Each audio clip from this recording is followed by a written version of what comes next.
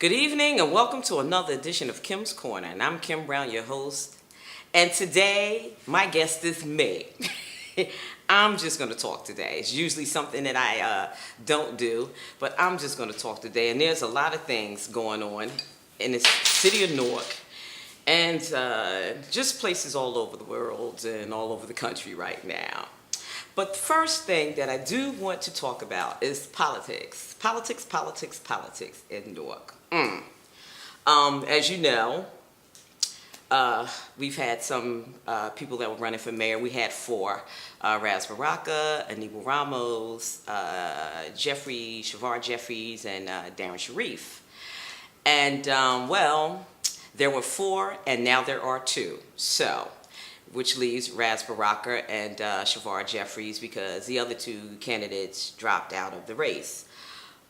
Seems like a conspiracy to me. I really don't want to say that, but it just seems like it's some kind of setup or some kind of conspiracy. I really don't understand.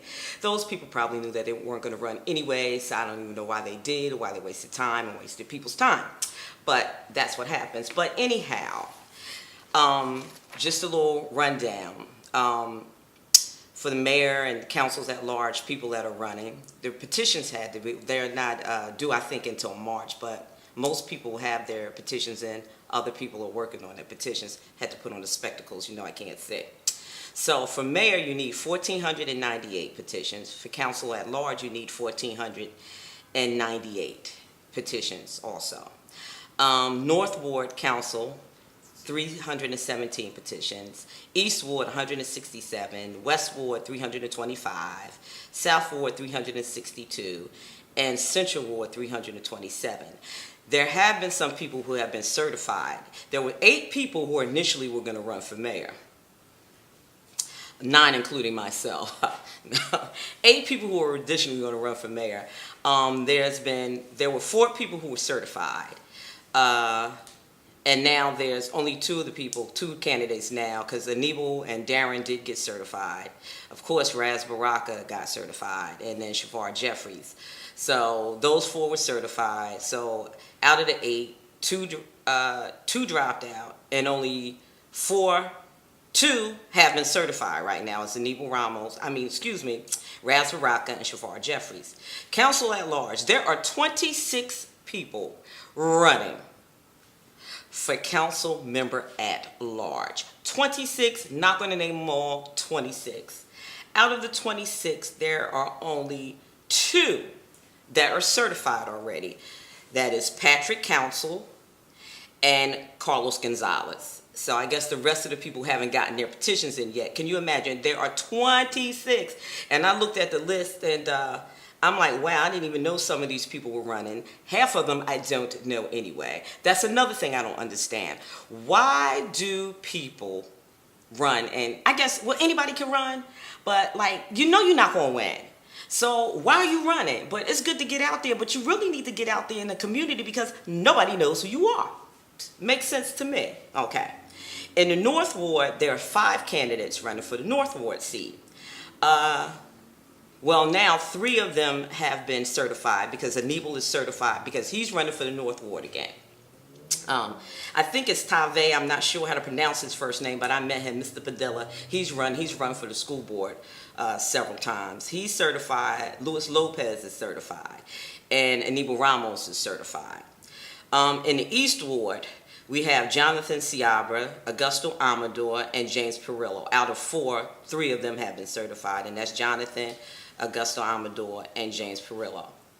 In the West Ward, there are 9 candidates that are running or trying to run, and only 5 have been certified. Miriam Bay, Patricia Bradford, Anthony Higgins, Robert Kevin Waters, and Joseph McCallum.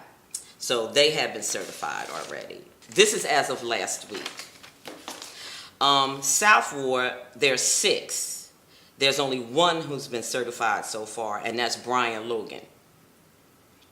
In the Central Ward, there's 11, and there's only 4 who have been certified, which is Sean McCray, Andre Spate, and you remember the Spate and the shenanigans down at the City Hall Council thing before, so yeah, Spate, Gail Cheneyfield Jenkins, and Miguel Arce. So those are only 4 out of the 11. So the race, guess it will be an interesting race coming up this year. I'll be glad when it's over. What else? Political news. I know that we all heard about the vandalism with Southport Councilman Ras Baraka's bus. Dirty, dirty, dirty pool. That's foul. You know, if people would put more energy into being positive instead of putting all that energy into negativeness, maybe things will work out a little better. I don't understand that either. You know, that's somebody's personal and private property. You don't want anybody to destroy your personal and private property. So why would you do that to somebody else? I don't get it. You know, we got to stop hating each other. Is it really that bad? You have that much hatred, then you hate yourself. And how could you love the people and be for the people if you really hate yourself? I don't understand that either. Somebody explained that to me like I'm a 3-year-old. Anyway, his bus was vandalized. They said they put sugar in the tank, which I heard really doesn't work. I read it on the internet, but you can't believe anything that you read on the internet either. So they said it was put sugar in his tank, tried to set it on fire, it was vandalized. And so we'll see what happens with that. I heard that sources tell me that the feds have it and they're looking in, you know, to investigate it. And sources also have told me that there has been a break in the case and that they do have an image and it looks like it was a Latino. Could be a Latino, could be a light-skinned black, don't know. Anyway, spend your time doing something else because that's really foul and nasty. We don't want that. And I hope it's not going to be that kind of a race. That's not what we need. We have already had this city destroyed by Senator now Cory Booker, who did absolutely nothing here. Yes, he did absolutely nothing, and you know he did. So we don't need that to happen again. So we don't need to have that kind of race. You know, get on your game, study, do your homework. You know, we want to put a candidate. It's about the people.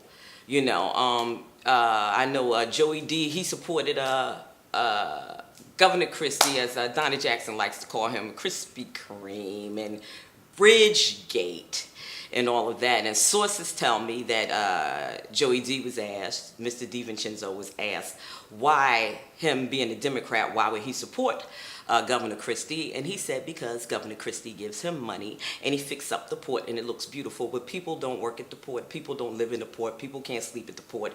So, you know, we need to do something for people. We need to start doing things for people. It's about the people. It's about the citizens. It's not about you.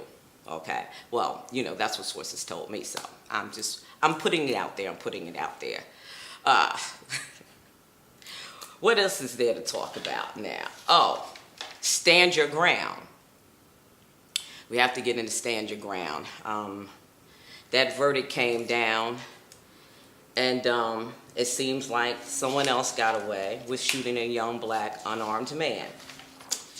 So, I don't know what we're going to do about this stand your ground thing, but people should be in an uproar about it. We should write our senators, we should write our congressmen, whoever we could, because that's just a sad situation. Because then we had another case, you know, it's just like the Zimmerman, you know, who they wanted to have on celebrity, some kind of celebrity boxing match. He's a celebrity, you know. Is that what you call a celebrity? What is wrong with people? What is wrong with people now? Do they think, or they get up in the morning and take stupid pills? I think some people get up every morning and take a stupid pill. You know, we need people that just think about it. A celebrity, Zimmerman. So anyway, the verdict came. I kind of got to go through my notes right here.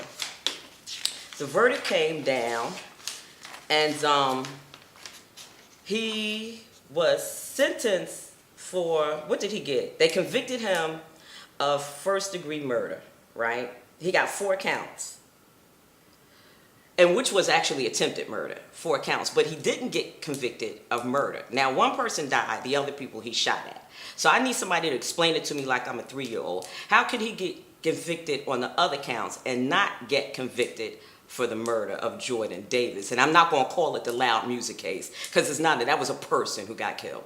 You know, his name was Jordan Davis, not Loud Music.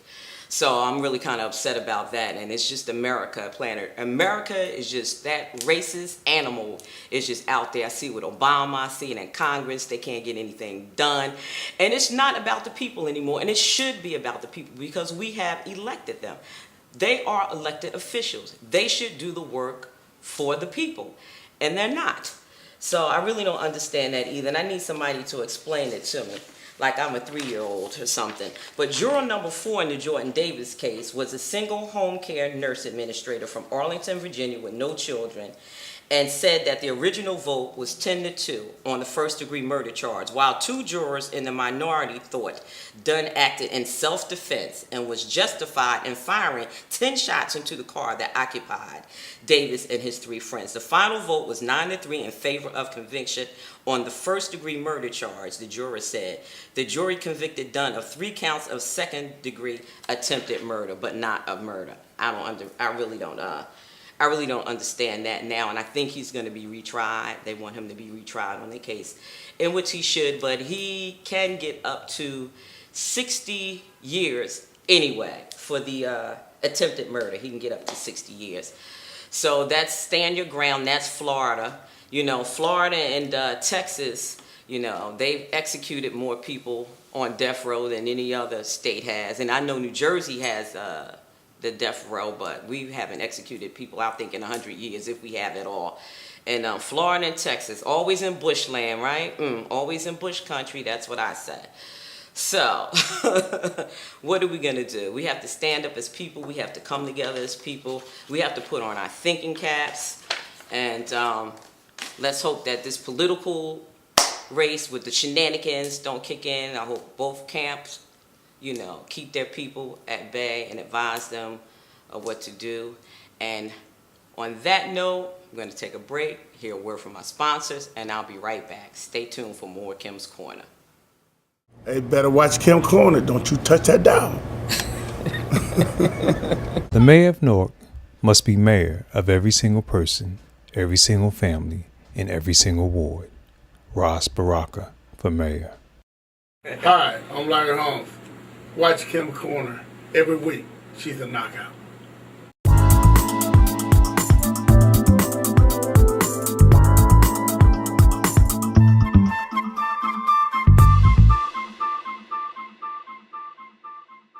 And welcome back. When I left before commercial break, we were talking about Stand Your Ground and Michael Dunn in the Jordan Davis case. And first of all, I would have convicted him. If I was on the jury, I would have convicted him. Number one, right after the incident, he drove off.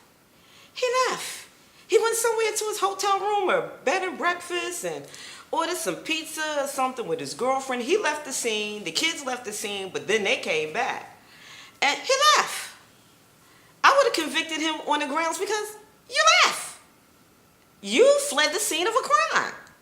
So, anyway, we'll see. I think he's going to be retried on that, so they want to get him again. So I think they're going to retry him. But it's just a sad situation that Jordan's parents have to go through that. And I think when his verdict came in, like the next day would have been Jordan's birthday. And you know, he's not here. And the same thing with Trayvon. His birthday would have been in February, as a matter of fact, February 5th. So both of those young men would have, you know, just had birthdays. It's just sad, and it's sad that his parents, you know, they have to go sit through that whole trial over again if they're going to retry them. But at least the guy will get 60 years. His name is Michael Dunn, I think. And it's really not, you know, well, get his name out there a little bit, you know. Let's hope he's not on Celebrity. They don't call him to be on the celebrity boxing thing next anyway. But anyway, so that's it. And in another case that came up in Arkansas, his name was Willie Noble, 48 years old. He's facing a slew of charges, including first-degree murder. He was a black gentleman. And what happened was, at approximately 1 a.m., a group of 7 teenagers reportedly threw eggs, mayonnaise, toilet paper, and leaves on his car. They was out, you know, pranking him. He heard all the noise. He comes outside the house and he begins to shoot at the car, in which a 15-year-old girl, Adrienne Broadway, was struck in the head. The kids drove to a nearby gas station, And that's when they called for help, and they called the police, and she died. So now he's being charged with a slew of charges. His name is Willie Noble, 48. He faces a slew of charges, including first-degree murder, 1 count of terroristic act, and 5 counts of aggravated assault. And that was reported by television center there in Arkansas. So we'll see what's going to happen in this case, because now he fired on someone that actually it did something not to him, but to his property. See what happens when you mess with people's property sometimes? See what happens? The unexpected happens sometimes. So he's being charged with, like I said, terroristic act and 5 counts of aggravated assault. And these kids actually were out there doing something. The other one was a music case. The other kid, he was just walking down the street. But the difference in this now is a black man doing a crime with black teenagers. So we'll just see how this plays out. So, you know, I'll try to keep you informed of what's going on with that case in Arkansas. Anyway, her name was Adrienne Broadway, and she was 15 years old. So they drove to the gas station. Authorities was called. She was taken to Children's Hospital, where she was pronounced dead. So it's just another sad incident where you had a group of teenagers. I don't know why they were out at 1 o'clock in the morning. I don't know why they would throw eggs and mayonnaise. And I'm not justifying it, you know, his act. But I don't know why they were out at 1 o'clock in the morning. I don't know why they were throwing eggs and mayonnaise and leaves at somebody's personal property, on somebody's personal property. I don't know why. I guess he got angry. I just don't understand, you know, why? Why? Why weren't you home? Where were your parents? You know, we've had these incidences before, you know, and it's always my kid this, and my kid is great, and my kid does this, and my kid doesn't do that, and my kids, well, sometimes your kids are horrible. Your kids are terrorists. You know, and if you don't do anything with them, this is what happens. You know, this is what happens. Either a cop puts a bullet in their head, or they mess with a citizen and somebody puts a bullet in their head, or, you know, things happen. Now, we did have some innocent kids, you know, over the holidays that were coming outside and they were taking the garbage out, and then somebody went by and they were shooting. That's another problem, you know, that's another incident. So, I don't know. We just have to get it together. I don't know why we just have so much self-hatred. We just have so much hatred, and we just do things to people. And we have to learn to love ourselves, like I talked about before in the show. You know, sometimes if you don't know where you come from, then you don't know where you're going. And it's important that we need to know our history. Parents, you need to clean up your house. You know, you need to clean up your house too, you know, because it comes from the home. It comes from the home. You know, you want to blame it on the teachers. You want the teachers to do that. You want them to do this. They should be doing this. You do it in the school this. No. It comes from you. You're a mess, and your kids are a mess. And that's what happens. You know, a mess begets mess. That's what it is. So, you know, you need to clean up your house too. Not all parents. I'm not saying all parents, but you know you're the ones. You know who I'm talking. You know who I'm talking to. So you need to clean up your mess too. Another thing we were talking about before Bridgegate, Governor Christie, it looks like sources say that he didn't know about it. I think he knew about it. It's just my opinion. I believe he knew about it. You know, the bully that he is, shaking his fingers in people's faces and doing that. You know, and now all of a sudden, I don't know. I don't know anything about it. You know, like, so he got up that morning. He must have took a stupid pill too. Because I'm sure that he knew.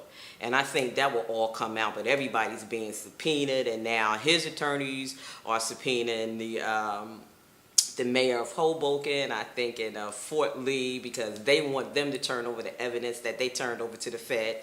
They're not cooperating. Don't blame them. Wouldn't cooperate with them either, because that evidence that they turned over to the feds, they're going to get it anyway. I think they just wanted so they could strategize, so they could try to work him out of this mess. You know, he's being investigated with the Sandy money. So now there's been town meetings. They had one at Rutgers not long ago. And it's been like town meetings where, you know, he's trying to tell them, you know, what's going on with the Sandy money, because a lot of it came to Essex County, like I said, Joey Z said, because, you know, he makes the ports look beautiful, but those people, and I have friends that have houses down South Jersey that were totally destroyed, did not get a dime of that Sandy money. You know, and Essex County was not hit as hard as those people were down in the shore. Did not get a dime. Then you had the people who rebuilt their houses already. And then they tell them now it's a law, you have to raise your houses.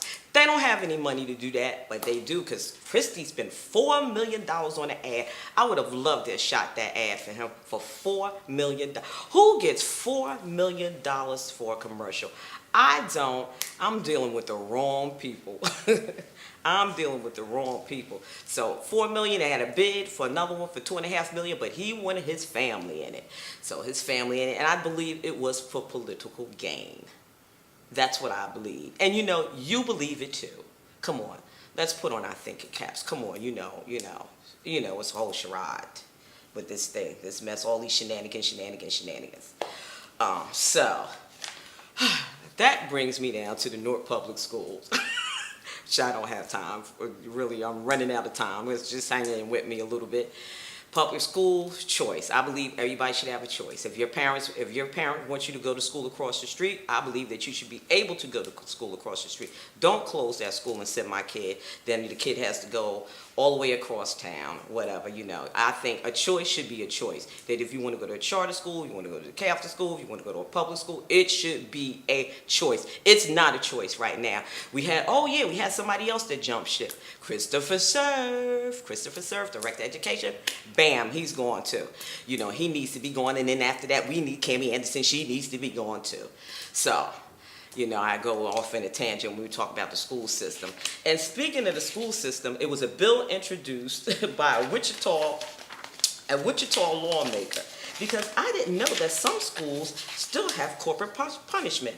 A bill introduced by a Wichita lawmaker would ease some restrictions on spanking in Kansas. Here we go in Kansas, allowing parents, caregivers, or school officials to hit children hard enough to leave redness or bruising. Representative Gail Finney, a Wichita Democrat, introduced the bill late last week. She said it was an attempt to clarify the definition of corporal punishment and restore parental rights and protect parents who spank from being charged with child abuse. So there are some places where there's corporal punishment in school. And you know what? Some of those kids, I'm going to tell you, they need a good ass whipping because that's some things that's never happened to them because my parents, they never hit me. Well, you should have been hit at least once.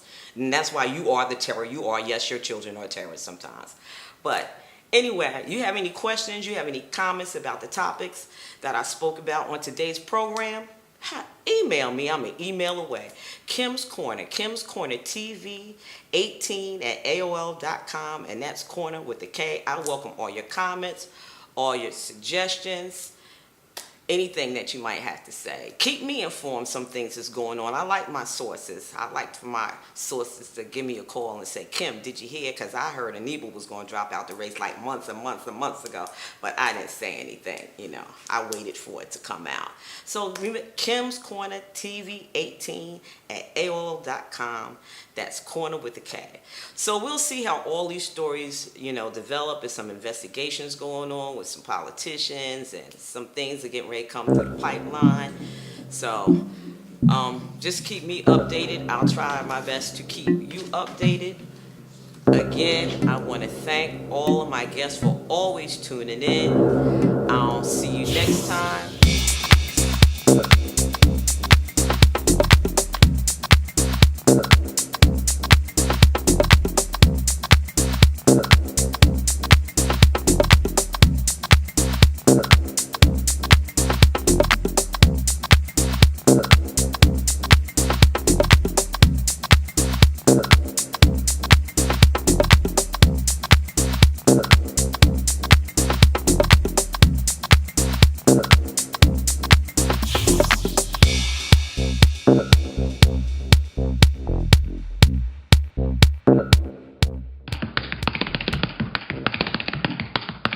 Fabulous.